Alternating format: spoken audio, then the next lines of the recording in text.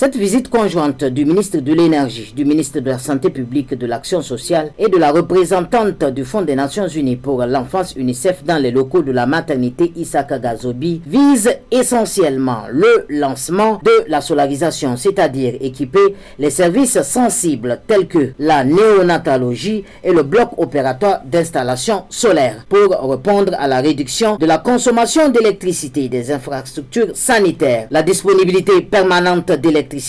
afin d'assurer des soins continus et de bonne qualité. Plusieurs allocutions ont marqué le début de la cérémonie. Votre choix pour une électrification solaire des formations sanitaires de 3e niveau s'est porté tout de suite sur la maternité Issa Gazobi de Niamey et notre ministère de tutelle nous a donné son accord. Madame le professeur, Madame la ministre, il s'agit d'un choix naturel, du fond du cœur,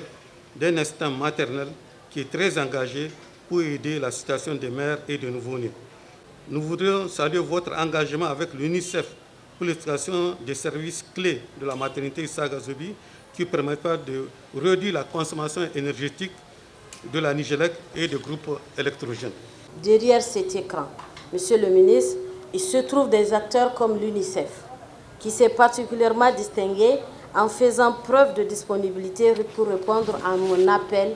en vue de rendre ce même sourire à ces femmes et aux bébés en solarisant le dispositif électrique de la maternité. Cette visite de la maternité Gazobi orientée sur la solarisation de la maternité en est une preuve et elle s'aligne parfaitement sur les préoccupations et défis d'aujourd'hui et même dans le futur énergétique de nos infrastructures communautaires, sanitaires, urbains et périurbains. C'est ainsi qu'il est important pour nous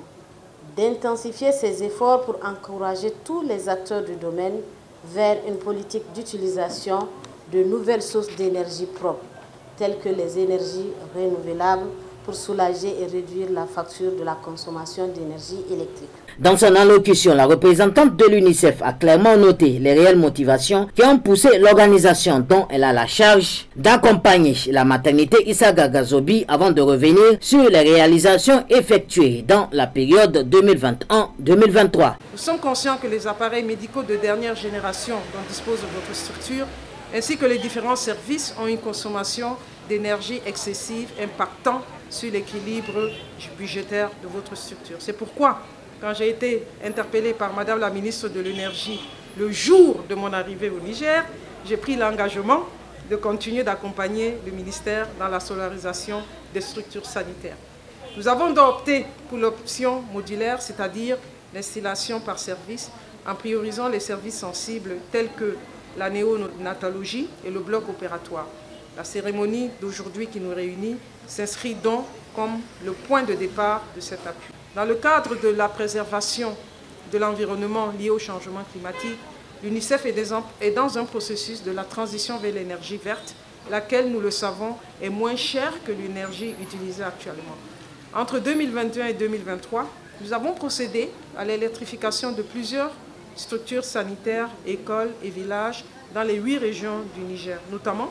la fourniture des équipements solaires pour 300 sites CSI, représentant environ 25% de l'ensemble des CSI du pays, pour un coût de 2 615 000 francs CFA, et 939 frigos solaires pour un montant de 1 554 000 au profit des centres de santé et des logements des agents de santé. La réalisation cette année de 51 points d'eau modernes solaires, dont ce sont des postes d'eau autonomes, mini addiction d'eau potable multivillage, au profit d'une population de plus de 25 000 habitants pour un coût total de 1 181 000 francs CFA.